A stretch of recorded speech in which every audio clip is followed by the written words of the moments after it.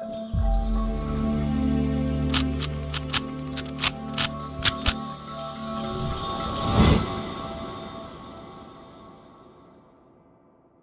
guys, welcome to Viva Classes. I hope you like my videos. If you like my videos, please like, share and subscribe our channel. आपका छोटा सा subscribe और छोटा सा जो like होता है वो हम लोगों के लिए बहुत बहुत इंपॉर्टेंट होता है, जो कि हमको मोटिवेट करता है कि हम इन सब्जेक्ट्स पर और वीडियोस डालें। तो अगर आप ये वीडियो देख रहे हैं और अगर आपको लगे कि इस वीडियो में आपको कुछ भी यूज़फुल मिला, आपका बेनिफिट हुआ, तो प्लीज़ इन्हें शेयर ज़रूर करिए, अपना वैल्यूबल फीडबैक दीजिए।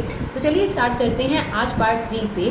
चैप्टर 2 का पार्ट 3 है। तो चैप्टर 2 है हमारा बिजनेस स्टडीज़ का principles of management, which is very important, जिसमें आज हम आपके साथ डिस्कस करेंगे फ्रेडरिक विंस्लो टेलर के प्रिंसिपल। टोटल 4 प्रिंसिपल्स हैं। जैसे आपने हेनरी फियोल के प्रिंसिपल पढ़े, 14 प्रिंसिपल्स है जिन्हें हमने 2 पार्ट में कवर करा है। पार्ट 3 में हम पूरे फ्रेडरिक विंस्लो टेलर के जो है प्रिंसिपल डिस्कस करेंगे, जो कि 4 प्रिंसिपल्स हैं। इन 4 प्रिंसिपल्स को ध्यान से पढ़िएगा, क्योंकि इसमें बच्चों को थोड़ी ज़्यादा डिफिकल्टी होती है। पहले तो ये जानना ज़रूरी है कि 1 मार्कर में बहुत बार क्वेश्चन पूछा जाता है, who is the father of the scientific management. तो जो फ्रेडरिक विंस्लो टेलर हैं, ये फादर ऑफ साइंटिफिक मैनेजमेंट माने जाते हैं, क्योंकि इन्होंने जो प्रिंसिपल्स दिए हैं इसमें साइंटिफिक मैनेजमेंट के बारे में बात करिए। साइंटिफिक का मतलब क्या होता है? हर चीज़ के पीछे एक लॉजिक होना। एक्सपेरिमेंट के बेसिस पे इनके जितने भी प्रिंसिपल्स हैं ये एक्सपेरिमेंट बेसिस पर है।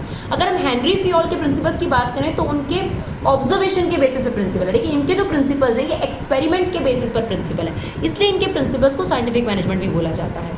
और इम्पॉर्टेंट बात यह है कि साइंटिफिक मैनेजमेंट बोलती है लॉजिकल और रैशनल थिंकिंग। मतलब यहाँ पर जो फोकस करा गया है एफडब्ल्यू टेलर के द्वारा, वो ज़्यादातर वैसे ऑपरेशनल लेवल मैनेजर पे फोकस करा गया, यानी फैक्ट्री लेवल के मैनेजर को ज़्यादा यहाँ पर गाइडेंस प्रोवाइड करी गई है, वर्कर को जो डील करते हैं। कि एग्जैक्टली साइंटिफिक मैनेजमेंट का मतलब क्या होता है कि एग्जैक्टली जो वर्कर्स हैं उन्हें बताया जाए कि क्या करना है और देखा जाए कि वो उस काम को सही तरीके से बेस्ट वे में कर रहे हैं और कम से कम कॉस्ट में कर रहे हैं। That is what scientific management all about. तो it means knowing exactly what the man do and seeing that they do it in the best and the cheapest way. तो देखना कि वो उस तरीके से करेंगे, that is what scientific management. तो जो टेलर हैं उनका जो मेन फोकस है वो ये है कि वर्कर्स जो हैं उनको एग्जैक्टली बताया जाए कि यही मेथड है, यही टाइम है, यही कॉस्ट है, इतने पैसों में ही, इतने समय में ही इसी मेथड से आपने काम को करना है, और ये देखना कि वो उसी मेथड से सही तरीके से काम कर रहे हैं। लेकिन ऐसा नहीं है कि वो मेथड ऐसे ही होना चाहिए, बेस्ट मेथड चूज़ करना है आपको। तो इसीलिए इनका पहला प्रिंसिपल है फ्रेडरिक टेलर का पहला प्रिंसिपल है आपके पास, science not rule of thumb. Not rule of thumb का मतलब होता है हिट एंड ट्रायल, और साइंस होता है लॉजिक। तो ये कहते हैं एक बेस्ट मेथड होना चाहिए, हिट एंड ट्रायल मत लगाओ, हिट एंड ट्रायल मत लगाओ, बेस्ट मेथड अप्लाई करो। एक एग्जांपल के तौर पे एक ऑर्गेनाइजेशन है, वो क्या करती है, एक महीने प्रोडक्ट प्रोड्यूस करती है, इस तरीके से प्रोड्यूस कर लेती है, सेकंड महीने मेथड बदल देती है, वर्कआउट कहती है दूसरे तरीके से प्रोड्यूस करो, तीसरे महीने फिर जो है मैनेजर जो है अपना मेथड बदल देता है। तो यहाँ पर ये प्रिंसिपल साफ साफ ये सजेस्ट करता है कि आपका एक बेस्ट मेथड होना चाहिए। अब बेस्ट मेथड किसे कहा जाएगा? एक काम करिए, अगर आपके पास 4 मेथड हैं तो 4 मेथड में से जो भी आपके 4 मेथड हैं उन्हें डिफरेंट टाइम पर अप्लाई कीजिए। जैसे 1 मंथ आपने फर्स्ट मेथड अप्लाई करा, सेकंड मंथ आपने सेकंड मेथड अप्लाई करा, थर्ड मंथ आपने तीसरा मेथड और ये चौथा मेथड। अब आप ये देखिए कि आउट ऑफ द 4 मेथड कौन सा मेथड ऐसा था जिससे आपका कॉस्ट कम से कम खर्च हुआ और आपको ज़्यादा से ज़्यादा आउटपुट मिला। तो ऐसा पता चला फॉर एग्जांपल कि थर्ड मेथड ऐसा था जिससे ऑर्गेनाइजेशन को मैक्सिमम बेनिफिट और कम कॉस्ट खर्च हुई, तो बस बन गया ये बेस्ट मेथड। तो ये हर जगह एप्लीकेबल है, राइट। तो यही कहता है science not rule of thumb. तो इसी को हम इक्वल टू में लिख सकते हैं, one best method, apply one best method, not hit and trial, कि कभी भी कुछ भी कर लो ये नहीं करना, आपने बेस्ट मेथड अप्लाई करना है, जो लॉजिकल डेरिवेशन से आपने मेथड निकाला है, चाहे वो प्रोडक्शन की बात करी जाए, चाहे वो स्टडी की बात करी जाए। अब एक एग्जांपल के तौर पे मैं स्टूडेंट्स को पढ़ाती हूँ, कभी मैं स्लाइड से पढ़ाना शुरू कर दूँ, कभी मैं नोट से पढ़ाना शुरू कर दूँ, कभी मैं विजुअल से पढ़ाना शुरू कर दूँ, मतलब अलग अलग मेथड अप्लाई कर रही हूँ, तो एक कॉन्सेंट्रेशन बच्चे का नहीं हो पाएगा। तो ज़रूरी है कि आप अलग अलग मेथड से अप्लाई करके देखो और फिर ये देखो कि बेस्ट मेथड कौन सा है जिससे ज़्यादा से ज़्यादा स्टूडेंट्स तक आप पहुंच पा रहे हो, ज़्यादा से ज़्यादा स्टूडेंट्स को आप हेल्प कर पा रहे हो, तो वो मेथड आपका बेस्ट मेथड है। तो इसे साइंटिफिक मैनेजमेंट इसीलिए बोलते हैं क्योंकि इसने हर चीज़ पर बहुत ज़्यादा एक्सपेरिमेंट्स करे, काम करे और उसके बाद कहा कि ये चीज़ अप्लाई करो। तो according to this principle Taylor believe that there is only one best method to maximize efficiency. आप डिफरेंट मेथड से नहीं काम करो, एक बेस्ट मेथड चूज करो, ठीक है। रूल ऑफ थंब का मतलब क्या होता है? Hit and trial. तो हिट एंड ट्रायल मत लगाओ, चलो ये ट्राई कर लेते हैं, इससे काम कर लेंगे, इससे नहीं। हिट एंड ट्रायल को रिप्लेस करो वन बेस्ट मेथड से, ये टेलर का कहना है। साइंटिफिक मैनेजमेंट का मतलब होता है स्टैंडर्ड मेथड। स्टैंडर्ड मेथड मतलब हर बार सेम तरीके से करना, अलग अलग नहीं होना चाहिए, सेम तरीके से ही आपको हर बार प्रोडक्शन करनी है। इससे क्या बेनिफिट होगा, इससे आपका पैसा भी बचेगा और आपके रिसोर्सेज की भी बचत होगी, और भी रिसोर्सेज की बचत होगी, ना मटेरियल वेस्ट होगा, ना टाइम वेस्ट होगा, ना खर्चा होगा एक्स्ट्रा। और टेलर का तो बल्कि ये कहना है कि छोटी से छोटी प्रोडक्शन की जो एक्टिविटी है उसका एक पहले से स्टैंडर्ड तरीका फिक्स होना चाहिए कि इसी तरीके से ये प्रोडक्शन की एक्टिविटी होनी चाहिए, राइट। सेकेंड प्रिंसिपल है, बहुत इंपॉर्टेंट प्रिंसिपल है टेलर का, हार्मनी नॉट डिस्कॉर्ड। हार्मनी का मतलब होता है शांति और पीस, और डिस्कॉर्ड आप कह सकते हो डिस्टर्बेंस। तो ये प्रिंसिपल ये कहता है शांति बनाए रखो, डिस्टर्बेंस नहीं, है ना। जैसे science not rule of thumb ने क्या कहा, जो पहला प्रिंसिपल है, भाई हिट एंड ट्रायल मत लगाओ, कभी ये कर लो कभी ये कर लो, ऐसा मत करो। आप एक काम करो, प्रॉपर मेथड अप्लाई करो, एक बेस्ट मेथड चूज करो, उसी बेस्ट मेथड से काम करो। हाँ, वो बेस्ट मेथड चूज करने में तुम्हें समय लगेगा, पर उसी बेस्ट मेथड से ही काम करो, राइट। हार्मनी नॉट डिसगॉर्ड क्या कहता है, शांति पीस होना चाहिए ऑर्गेनाइजेशन में, डिस्टर्बेंस नहीं होना चाहिए, ठीक है ना। अब ये कब होगा, ये प्रिंसिपल एक तरीके से डिसिप्लिन प्रिंसिपल से मैच करता है हेनरी फियोल के, राइट। अब ये प्रिंसिपल तभी फॉलो होगा जब दोनों एक दूसरे की कमिटमेंट की रिस्पेक्ट करेंगे, जैसा हमने डिसिप्लिन में भी पढ़ा था। तो according to Taylor emphasize that there should be complete harmony between management and worker। इस प्रिंसिपल का ये कहना है कि दोनों के बीच में आपस में बहुत अच्छी रिलेशनशिप होनी चाहिए, अच्छे रिलेशनशिप होने चाहिए, और ये तभी होगा जब दोनों एक दूसरे की कमिटमेंट की रिस्पेक्ट करेंगे, राइट। एक और बात इस प्रिंसिपल में कही गई है और बहुत बार केस स्टडी में भी पूछी जाती है, mental revolution. Now mental revolution का मतलब है कि भाई सोच बदल चुकी है दोनों की, और बदलनी भी ज़रूरी है। आज के टाइम पर वर्कर जो है उसे अपने लेबर लॉज पता है, उसे पता है कि कंपनी उसे बिना नोटिस दिए निकाल नहीं सकती और बिना किसी वजह के भी नहीं निकाल सकती। और जो मैनेजमेंट है उसे भी पता चल चुका है कि वर्कर जो है ना वो बहुत ज़्यादा इंटेलिजेंट हो चुका है, समझदार हो चुका है, अपने राइट्स को लेकर कहीं ना कहीं वो अवेयर हो चुका है। तो दोनों की सोच में बदलाव आना भी चाहिए और आ भी चुका है, इसलिए दोनों को एक दूसरे की रिस्पेक्ट करनी चाहिए। अब दोनों की रिस्पॉन्सिबिलिटी क्या है, वर्कर को काम मेहनत से करना चाहिए ऑर्गेनाइजेशन में, उसको स्ट्राइक पे नहीं जाना चाहिए, अपने जो भी कंपनी में चेंजेस आते हैं, क्योंकि एनवायरनमेंट में चेंजेस आते हैं, उन चेंजेस में रेसिस्टेंस नहीं करना चाहिए, उन चेंजेस को एक्सेप्ट करना चाहिए। तो ये हो गया वर्कर के पार्ट का जो रिस्पॉन्सिबिलिटी है। मैनेजर को क्या करना चाहिए, अपने प्रॉफिट्स में हिस्सा देना चाहिए, यानी बोनस वगैरह देना चाहिए, टीम स्पिरिट पे फोकस करना चाहिए। यानी कोई भी चीज़ अगर आपने अचीव करी है तो मैनेजर ने अकेले नहीं अचीव करी, वर्कर के बिना कैसे अचीव कर लोगे, टीम के बिना कैसे अचीव कर लोगे। और समय समय पर अपने एम्प्लॉयज़ को ट्रेनिंग दो, रादर देन कोई नया चीज़ आ जाए और वर्कर को निकाल दो, भाई ये चीज़ नहीं होनी चाहिए। तो ये दोनों की रिस्पॉन्सिबिलिटी है। अगर ये दोनों अपनी जिम्मेदारी सही से निभाएंगे तो ऑर्गेनाइजेशन में हार्मनी ही होगी, डिस्कॉर्ड नहीं होगा, डिस्टर्बेंस नहीं होगा। बल्कि अगर ये दोनों मिल के काम करेंगे तो कंपनी के प्रॉफिट्स बढ़ेंगे ही बढ़ेंगे। Increase the profit of the company collectively. एक बहुत इंपॉर्टेंट फ्रेज जो है टेलर ने दिया है, prosperity of employer cannot exist for long time unless it is accompanied by the prosperity of the employee। मतलब अगर एम्प्लॉयर को प्रॉस्पर होना है, बढ़ना है, फ्लरिश होना है, प्रॉफिट्स कमाने हैं, अच्छा होना है, लॉन्ग टर्म की बात हो रही है, तो एम्प्लॉय की प्रॉस्पेरिटी, एम्प्लॉय का बेनिफिट भी ज़रूरी है, एम्प्लॉय को फ़ायदा पहुंचाना भी ज़रूरी है। यानी prosperity of employer is definitely equal to the prosperity of the employee. तो हमने दो प्रिंसिपल पढ़े। पहला प्रिंसिपल है science not rule of thumb, जो कहता है कि ऑर्गेनाइजेशन में प्रोडक्शन कर रहे हो या कोई भी काम कर रहे हो, पहले मेहनत करके स्टडी करके एक बेस्ट मेथड चूज़ करो।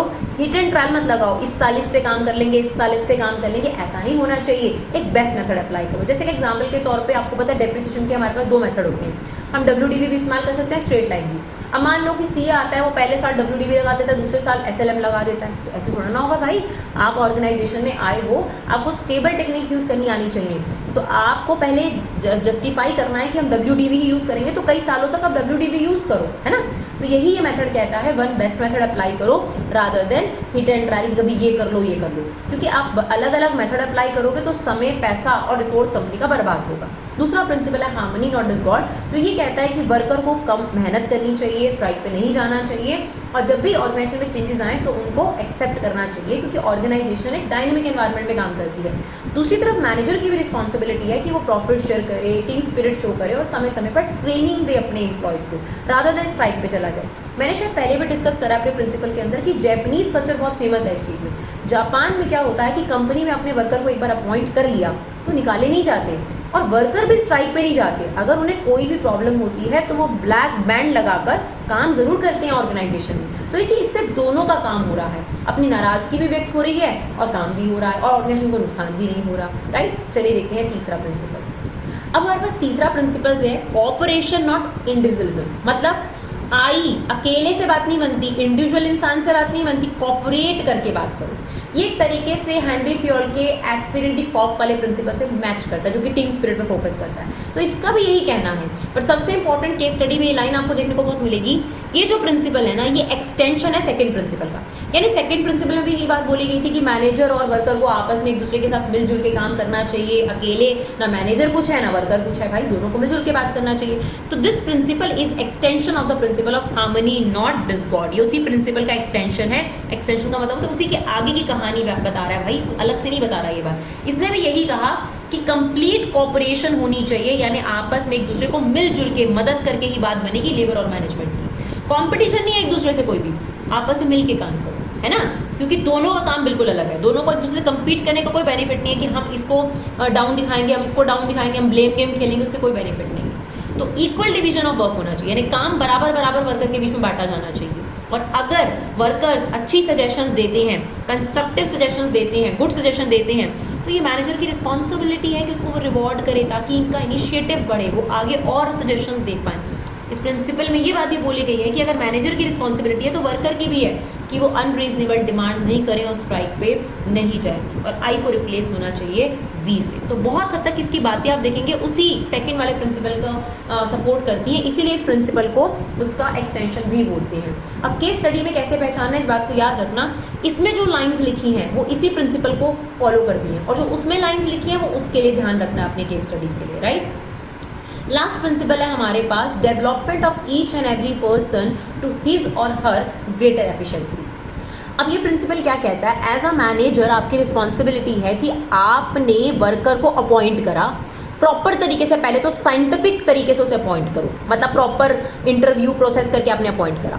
अपॉइंट करने के बाद आप उसकी एफिशिएंसी के अकॉर्डिंग ही उसे काम सौंपो, उसकी फिजिकल मेंटल कैपेबिलिटी के हिसाब से ही उसको काम सौंपो, उनके बीच में बैलेंस होना चाहिए। ऐसा नहीं होना चाहिए कि आपने सिलेक्शन करा और वर्कलोड उसको ज़्यादा दे दिया, मतलब या वर्क उसकी कैपेबिलिटी के अकॉर्डिंग कम दे दिया, दोनों ही सिचुएशन में वो ढंग से काम नहीं करेगा, एफिशिएंट काम नहीं करेगा। तो ये ज़रूरी है, according to this principle there should be a balance between selection of worker and the work assigned to him or her। आप उसे जो काम सौंपते हैं उसके बीच में बैलेंस होना चाहिए। Work assign should match with his physical mental और इंटेलेक्चुअल कैपेबिलिटी, उसकी कैपेबिलिटी से मैच करता हुआ होना चाहिए। और समय समय पर उसको ट्रेनिंग देते रहिए अगर नए चेंजेस आते हैं। क्यों? अगर आप ट्रेनिंग देंगे बेस्ट मेथड से तो वर्कर की एफिशिएंसी बढ़ेगी, एफिशिएंसी बढ़ेगी तो वो आपकी कंपनी की प्रोडक्टिविटी इंक्रीज करेगा, प्रोडक्टिविटी इंक्रीज करेगा तो प्रॉफिट तो ऑटोमेटिकली बढ़ेगा। इसी प्रिंसिपल को हम दूसरे शब्दों में ये भी कह सकते हैं, देखिए मैं इस प्रिंसिपल को कैसे याद रखती हूँ, तारे ज़मीन पर। आप इसे शॉर्टकट में लिख सकते हो, तारे ज़मीन पर मूवी मोस्ट प्रॉब्ली मेरे हिसाब से सबने देखी होगी। उस मूवी में क्या होता है कि जो टीचर है वो ये पहचानता है कि अगर स्टूडेंट इस चीज़ में अच्छा नहीं है तो चलिए इस चीज़ में अच्छा है, तो उसने क्या करता है, उसकी जो एफिशिएंसी है उसे पहचानता है और उसको उसकी डेवलपमेंट पर लेकर जाता है। यही एक मैनेजर का काम है, अपने वर्कर की एफिशिएंसी को, उसकी कैपेबिलिटी को पहचानना और उसके अकॉर्डिंग उसे वर्कलोड देना, क्योंकि वो उसी चीज़ को अच्छे से कर सकता है जो उसका फोटे है, जो उसका फ्रेम है, जो वो बहुत अच्छे तरीके से पसंद करता है। तो ये एक मैनेजर की रिस्पॉन्सिबिलिटी है कि जिस तरीके से सिलेक्शन हुआ है या सिलेक्शन प्रोसेस में जो क्राइटेरिया रखा गया था उसी हिसाब से उसको वर्कलोड दिया जाए। और एक मैनेजर की रिस्पॉन्सिबिलिटी है कि उसके नीचे जो भी सबऑर्डिनेट्स हैं उनकी कैपेबिलिटी को पहचाना जाए और उस कैपेबिलिटी को उसके मैक्सिमम लेवल तक लेकर जाया जाए। That is what this principle says. तो हमने 4 प्रिंसिपल पढ़े। सबसे पहले याद रखना है F.W. Taylor is a father of scientific management. अब हम कंक्लूजन कर रहे हैं इस वीडियो का।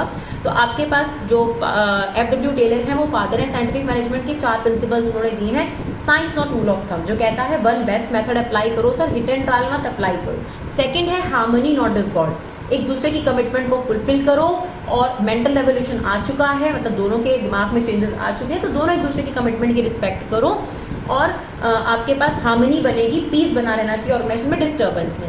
तीसरा प्रिंसिपल है corporation not individualism, that means I को रिप्लेस करो वी के साथ, है ना, ये एक्सटेंशन है आपके पास सेकंड प्रिंसिपल का। और चौथा प्रिंसिपल ये कहता है कि जो भी आप सिलेक्शन करके वर्कर लाते हो उसके अकॉर्डिंग ही उसे वर्क असाइन होना चाहिए, उसकी कैपेबिलिटी के अकॉर्डिंग ही उससे मैच करना चाहिए। तो आई होप 15 मिनट के अंदर आपको ये चारों प्रिंसिपल्स जो हैं वो क्लियर रहे हों। देखिए हमारी वीडियोस के पीछे एक ही फंडा है, कम टाइम में कंसेप्ट ज़्यादा, क्योंकि हम जानते हैं कि आपका समय बहुत कीमती है और पूरी कोशिश करते हैं कि आपको समझ भी आ जाए और आपका समय भी बच जाए। तो अगर आपको हमारे वीडियोज़ अच्छे लगे तो शेयर ज़रूर करिए। Thank you so much guys for love and support, keep supporting Vibha classes.